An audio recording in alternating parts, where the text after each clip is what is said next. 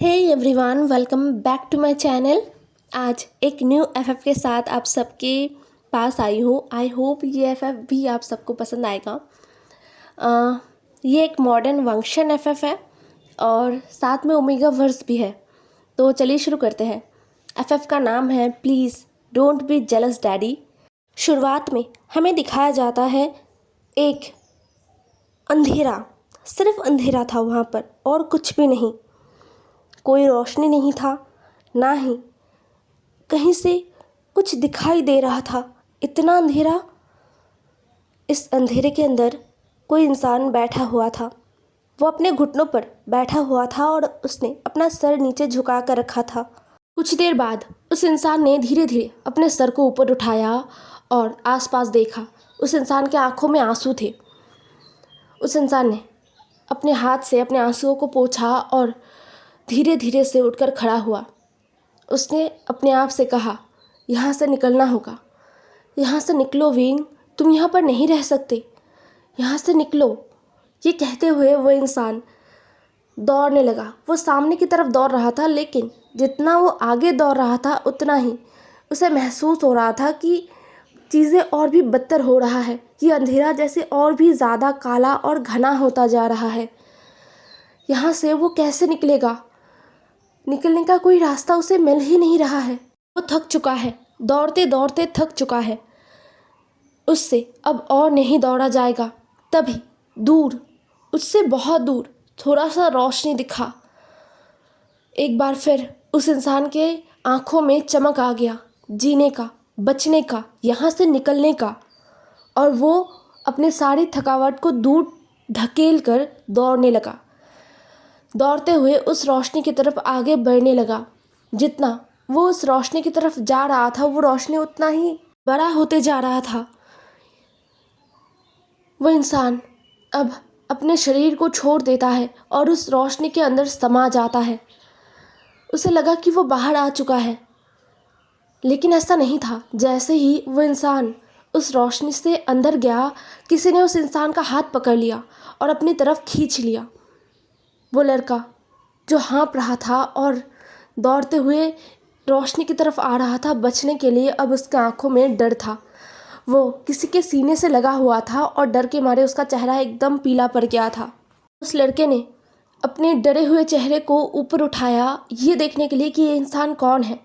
जैसे ही उस लड़के ने ऐसा किया, उसका डर और भी ज़्यादा बढ़ गया, दुगना या फिर उससे ज़्यादा हो गया है। इस चेहरे को वो इंसान कभी नहीं भूल पाएगा। वो लड़का इस चेहरे को कभी नहीं भूल पाएगा। इस चेहरे के बारे में क्या ही कहना। उस इंसान का पूरा शरीर कांप रहा था। वो लड़का बहुत बुरी तरीके से कांप रहा था। वो अपने आप को इस पकड़ से छुड़वाना चाहता है, लेकिन ये पकड़ और ये इंसान, ये बहुत ही ज़्यादा ताकतवर है। वो लड़का, वो डरा सहमा सा लड़का जो बचने की आशा में दौड़ रहा था, अपना पूरा थकान सब कुछ दूर करके दौड़ रहा था। उसका शरीर अब बिल्कुल भी नहीं चल रहा था, लेकिन उसे फिर भी यहाँ से निकलना है, इस इंसान के सीने से निकलना है। लेकिन ऐसा नहीं हो पा रहा था, बल्कि वो इंसान जो उस डरे सहमे से लड़के को अपने सीने से लगाकर खड़ा था, उसका पकड़ और भी ज़्यादा मजबूत हो रहा था और भी ज़्यादा कस रहा था। अब वो डरा सहमा हुआ लड़का रो देता है। वो रोते हुए कहता है, मत करो, मत करो ऐसा, दूर जाओ। जो हुआ उसमें मेरी कोई गलती नहीं है, मैंने कुछ नहीं किया, दूर जाओ मुझसे। लेकिन दूसरी तरफ से कोई जवाब मिला नहीं, उल्टा उसे और भी ज़्यादा कस लिया गया। अब तो वो डरा सहमा हुआ लड़का सांस भी नहीं ले पा रहा था ठीक से। वो ठीक से कुछ बोल भी नहीं पा रहा था, सिवाय इसके कि मुझे जाने दो, मुझे जाने दो, मुझे यहाँ नहीं रहना, मुझे तकलीफ़ हो रहा है, मुझे जाने दो। तभी अचानक उसे कुछ ठंडा सा महसूस हुआ और उस डरे सहमे हुए लड़के ने अपने आप को बिस्तर पे पाया। वो बिस्तर पे लेटा हुआ था। अपने आँखों को वो झपका रहा था बार बार और कोशिश कर रहा था ये समझने की कि क्या हो रहा है। वो लड़का बहुत ज़ोर ज़ोर से हाँफ रहा था उसका दिल बहुत ज़ोर से धड़क रहा था। उसका हाथ पैर कांप रहा था। उसके कानों में कुछ आवाज़ें गूंज रहा था। कोई कुछ बोल रहा था, लेकिन क्या, वो उसे समझ नहीं आ रहा था। उस लड़के के आंखों के किनारे से आंसू टपक रहे थे।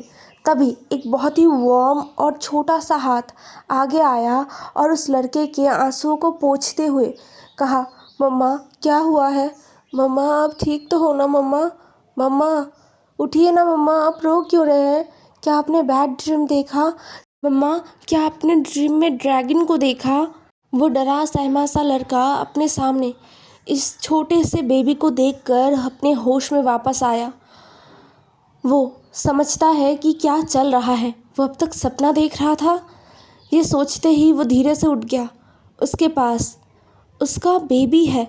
ये सोचकर ही उस लड़के ने अपने बेबी को अपने बाहों में ले लिया। उस लड़के ने देखा कि आंट मैरी भी वहीं पर है। आंट मैरी उनके घर में रहती है एज अ केयर टेकर। वो बहुत ही अच्छी वुमेन है और एक बीटा है। आंट मैरी जो लगभग अपने 50s में है, वो अपने आंसुओं को पोंछते हैं और बिस्तर पर बैठते हैं और उन्होंने उन दोनों बच्चों को, मतलब उस बेबी को और उस डरे सहमे लड़के को, उन दोनों को ही अपनी बाहों में भर लिया और कहा, मैं बहुत डर गया था। विंग, तुम पिछले 1 घंटे से चिल्ला रहे थे, चीख रहे थे। मैं और युआन तुम्हें कितना बुला रहे थे, लेकिन तुम उठे ही नहीं। आखिर में हमने तुम्हें पानी से जगाया। यह सुनकर वो डरा सहमा इंसान जो विंग है, वो मुस्कुरा देता है। उसके चेहरे पर बड़ा सा मुस्कुराहट आ गया। उसने आंट को कहा, थैंक यू आंट, मैं बस बुरा सपना देख रहा था और उठ नहीं पा रहा था। आंट मैरी जो थोड़ा सा वरीड होते हुए कहती है, तुम क्या फिर से वही सपना देख रहे थे? विंग ने कुछ कहा नहीं, बस देखा आंट मैरी को। आंट मैरी समझ गई। फिर वो अपने आप को संभालती है और उठती है और कहती है, चलो तुम दोनों फ्रेश हो जाओ, मैं तुम दोनों के लिए ब्रेकफास्ट लगा देता हूँ। ये कहते हुए वो चली गई। विंग अपने सीने से लगे बच्चे को देखता है जो बहुत ही शांति से उसके सीने से लगा हुआ है। विंग उसके सर पर हाथ रख के उसे सहलाते हुए कहता है, युआन, क्या युआन डर गया था? युआन जो अपना सर हाँ में हिला देता है, वो सच में डर गया था। उसने अब अपने सर को ऊपर उठाया और कहा, मम्मा क्या वो ड्रैगन बहुत डरावना था और क्या उसने आपको बहुत ज़्यादा डरा दिया? ये सुनकर विंग ने कहा, हाँ वो बहुत डरावना था। युआन जो थोड़ा सा गुस्सा दिखाते हुए कहता है, मम्मा आप मत डरिए, मैं बहुत बड़ा हो चुका हूँ ना मम्मा। मैं उस ड्रैगन को उस नए स्क्वाड से मार डालूँगा, ठीक है ना? वो मेरी मम्मा को कैसे डरा सकता है? मैं उसे हमेशा हमेशा के लिए दूर भगा दूँगा। ये कहते हुए युआन ने अपना हाथ ऊपर उठा दिया था, जैसे कि वो अभी ही उस ड्रैगन को मारने के लिए जा रहा है। विंग जो मुस्कुरा पड़ता है और कहता है, थैंक यू युआन, और फिर उसने युआन को अपने बाहों में उठा लिया था। विंग और युआन एक साथ बाथ लेते हैं और फिर वो दोनों एक साथ रेडी होकर बाहर आते हैं। तब तक आंट मैरी ने उनका ब्रेकफास्ट सजा दिया था। विंग और युआन बैठते हैं और अपना ब्रेकफास्ट करते हैं। आंट मैरी कहती है, विंग तुम आज ऑफिस जाओगे? विंग ने तुरंत अपना सर हाँ में हिला दिया और बोला, यस आंट, एक्चुअली हमारे बॉस, उन्हें कुछ इम्पोर्टेंट मीटिंग्स पूरे करने हैं, इसलिए मुझे जाना ही पड़ेगा। युआन मुंह फुलाते हुए कहता है, लेकिन मम्मा आज तो संडे है ना, आज हम बाहर फन करने जाने वाले थे। युआन ने ये बात अपना मुंह फुलाते हुए कहा। विंग ने युआन के सर पर टैप किया और बोला, Yuan you are a big boy, am I right? Yuan ने तुरंत अपना सर हाँ में हिला दिया, यस। फिर विंग ने दोबारा कहा, सो अभी मम्मा बस ऑफिस जाएंगे, अपना काम ख़त्म करेंगे और जल्दी वापस आ जाएंगे। फिर युआन को लेकर मम्मा घूमने जाएंगे। तब तक युआन अच्छे से आंट के साथ रहेगा और अपना सारा होमवर्क भी कंप्लीट कर लेगा, क्योंकि युआन को लेकर मम्मा लेट नाइट तक घूमेंगे। ये सुनकर युआन का आंखें एकदम शाइन करने लग गया था। उसने कहा, रियली मम्मा? विंग ने तुरंत अपना सर हाँ में हिला दिया। युआन जो खुश हो गया था वो एग्री हो गया। फिर विंग को उसने किस किया और विंग ने भी युआन को किस किया और वो दोनों एक दूसरे से बाय कह के विंग निकल गया। आज संडे के दिन भी ऑफिस जाना पड़ रहा है। विंग एक छोटे से ऑफिस में 8 डिपार्टमेंट पे है। ऑफिस छोटा सा है लेकिन विंग का पोस्ट बिल्कुल भी छोटा नहीं है। वो 8 डिपार्टमेंट का हेड है तो उसका सैलरी काफ़ी अच्छा है, इसलिए तो वो अपना युआन का और आंट मैरी का खर्चा आसानी से उठा लेता है।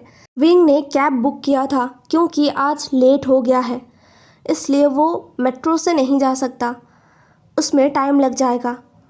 तो विंग ने कैब बुक कर लिया था अपने लिए। वो कैब में बैठा और बाहर का नज़ारा देखने लगा। विंग ने अपने बैग की तरफ देखा जहाँ पर टिफ़िन बॉक्स रखा हुआ था, जिसे देखकर विंग मुस्कुराता है।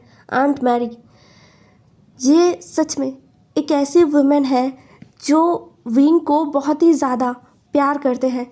विंग उनमें मदर जैसा फील करता है, मतलब एक मदर वाला टच, स्मेल, सब कुछ फील कर पाता है। आंट मैरी के साथ उसका जो रिश्ता है वो 3 सालों से है। 3 साल पहले जब विंग इस शहर में आया था एकदम भटकते हुए, तब आंट मैरी ने ही विंग को सहारा दिया था। ये सब सोचते हुए विंग ने मुस्कुराया। वो अपने ऑफिस पहुंच गया था, यहाँ पर पूरा ऑफिस खाली है, सिर्फ उसके टीममेट्स ही है जिनका आज काम है। वहाँ पर 4 लड़कियाँ और 2 लड़के थे। मैक्सिमम सभी अल्फ़ा थे सिवाय 2 के, एक लड़का और एक लड़की जो ओमेगा थे, और सारे के सारे लोग अल्फ़ा थे यहाँ पर।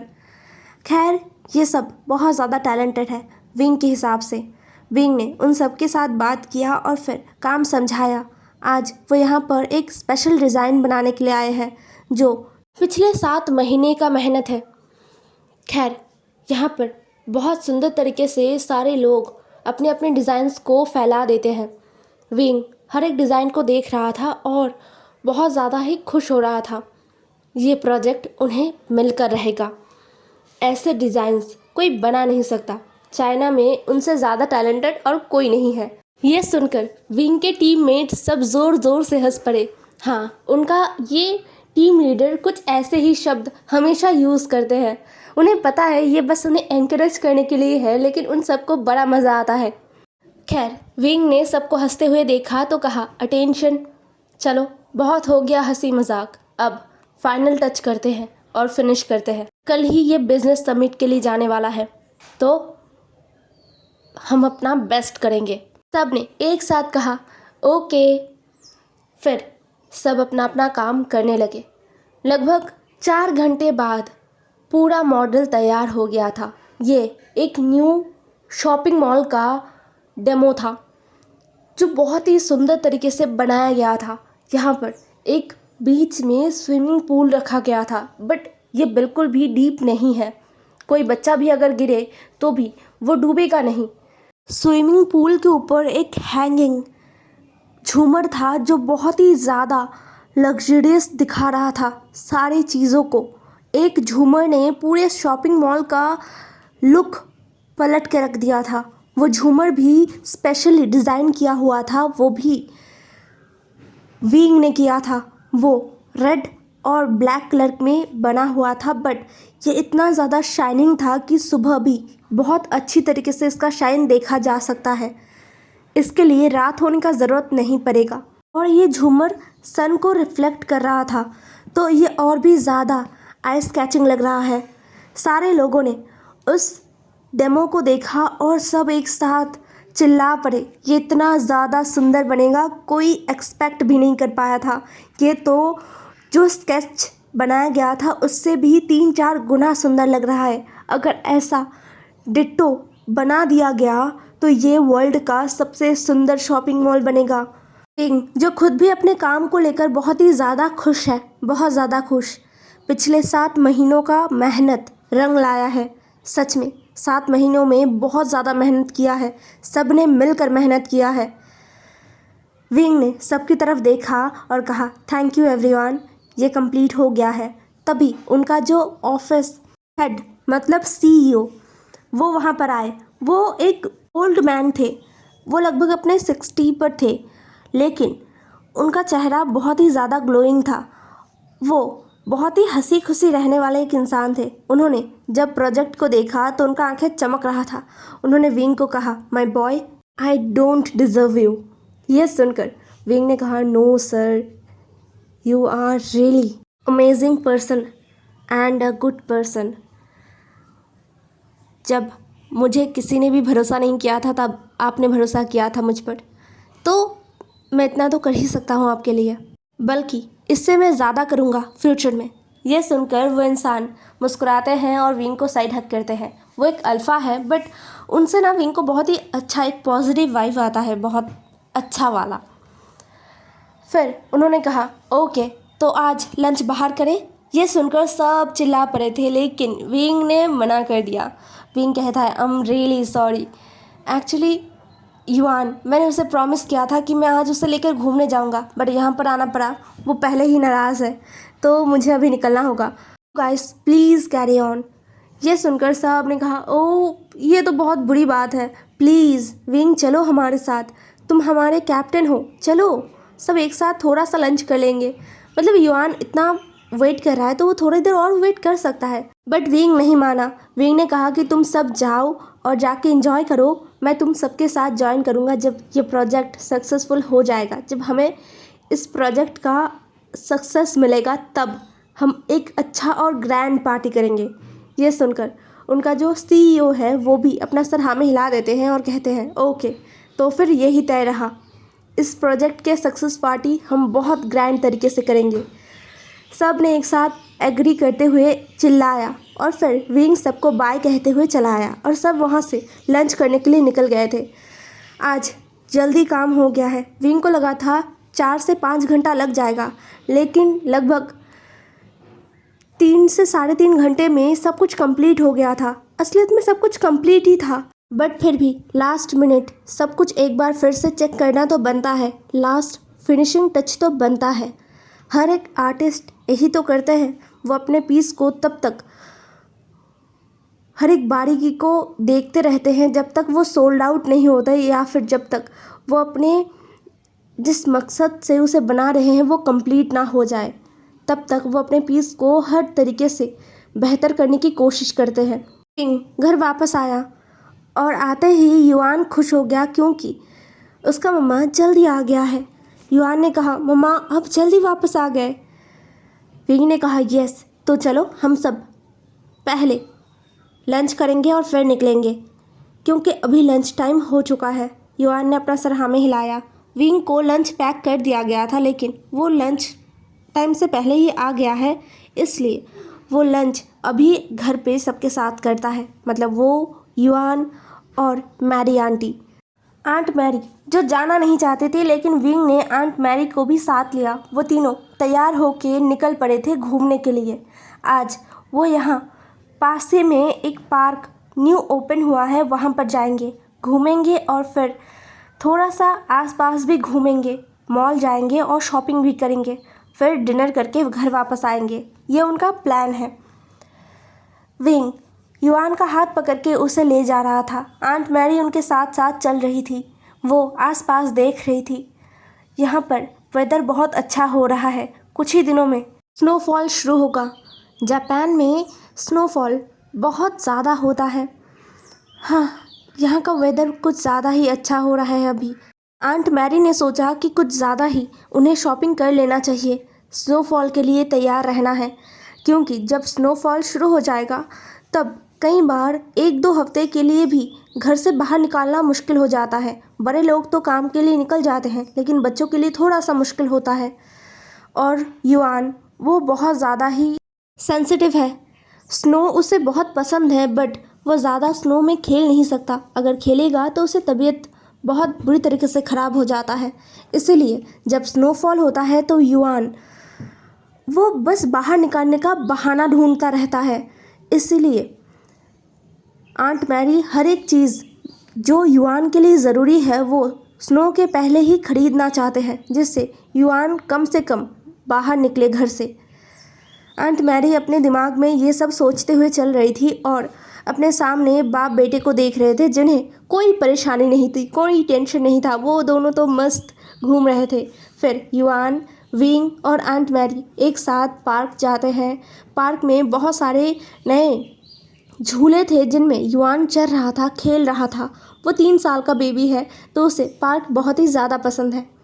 फिर जब युआन थक गया तब विंग ने युआन को अपने कंधे पर बिठाया और वो पार्क से निकल आए। उन्होंने कुछ स्ट्रीट फूड्स ट्राई किए जो बहुत ही वार्म है।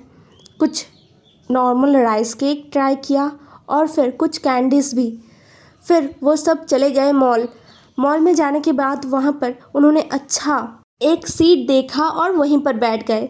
ये हर बार का है विंग और युआन का। वो दोनों बस बैठे रहते हैं और आंट मैरी चली जाती है ज़रूरत का सारा सामान खरीदने के लिए। वो सब कुछ थोड़ा एक्स्ट्रा ले रही थी क्योंकि वेदर जो अभी है उसे देखकर उन्हें पता चल गया है कि बस 3-4 दिनों में ही स्नोफॉल शुरू हो जाएगा। इसलिए वो हर एक चीज़ खरीद रही थी। कुछ वार्म नए कपड़े भी उन्होंने खरीदे युआन के लिए और विंग के लिए। अपने लिए भी कुछ खरीदा है। आंट मैरी, हाँ वो केयर टेकर तो है, लेकिन ना वो खुद को केयर टेकर समझती है और ना विंग और युआन। वो सब फैमिली है, वो तीनों एक दूसरे का फैमिली है। शॉपिंग ख़त्म करने के बाद सब एक साथ डिनर करते हैं। विंग, युआन और आंट मैरी एक साथ एक जापानीज़ ऑथेंटिक रेस्टोरेंट में जाते हैं। वहाँ पर सुशी और रामेन खाते हैं और फिर वहाँ से वो लोग घर चले जाते हैं। युआन, जिसे सुशी पसंद है बट वो उसके हेल्थ के लिए अच्छा नहीं होता, इसलिए विंग उसे बहुत ही कम अमाउंट में देता है और उसे एक नॉर्मल जो सूपी रामेन है जो बहुत ही टेस्टलेस होता है विंग के लिए, लेकिन वो युआन को पसंद है, वो युआन को दिया गया था। और उसके फेवरेट चॉकलेट मफ़िन्स जो युआन को बहुत पसंद है। युआन ने अपने पसंदीदा खाने को खाकर सो चुका था। वो थक गया है। बहुत सारा खेलने के बाद, अपना पसंदीदा खाना खाने के बाद वो बहुत थक गया है। विंग हंस रहा था और आंट मैरी के साथ बातें कर रहा था। वो लोग घर वापस आए तब रात के 10 बज रहे थे। वो अपने फ्लैट के अंदर चले गए। तभी दूर से एक ब्लैक मर्सिडीज जो बहुत देर से वहाँ पर खड़ा था, उसका जो शीशा है वो नीचे कर दिया गया था और उससे 2 आँखें उस फ्लैट की तरफ देख रहा था। फिर वो आँखें जो इंसान का है, उसने अपना फ़ोन निकाला और किसी को कॉल किया और कहा नेक्स्ट ऑर्डर क्या है। दूसरी तरफ से कुछ बातें बोला गया जिसके बाद उस इंसान ने अपने फ़ोन को बंद किया और अपने कार को स्टार्ट करके वो वहाँ से निकल गया। उसे भरोसा नहीं हो रहा कि उसे कुछ ऐसा ऑर्डर दिया गया है। उसे गुस्सा भी आ रहा था। पूरा दिन वो बस यहाँ से वहाँ भटकता रहा। ये बहुत ही अनोइंग काम है। ये सब सोचते हुए वो इंसान ड्राइव कर रहा था। सड़क एकदम सुनसान था। कोई कार नहीं था आसपास, मतलब बहुत ही कम कार्स आ रहे थे जा रहे थे, क्योंकि ये शहर से बाहर निकलने वाला सड़क है। तो रात के टाइम ये बहुत ही ज़्यादा खाली है। हाईवे एकदम ही खाली है, ये बोल सकते हैं। इसलिए वो इंसान फुल स्पीड में कार चला रहा था। तभी कहीं से एक बड़ा सा ट्रक आया और उस कार को उड़ा लेकर चला गया। कुछ सेकंड्स में क्या हुआ ये वो कार ड्राइव करने वाला इंसान शायद समझ ही नहीं पाया था और उससे पहले ही उसका सांसें रुक गया। हे एवरीवन, आज का एपिसोड यहीं पर ख़त्म होता है। नेक्स्ट एपिसोड में मिलते हैं। ज़रूर बताना कैसा लगा आज का एपिसोड। Bye bye.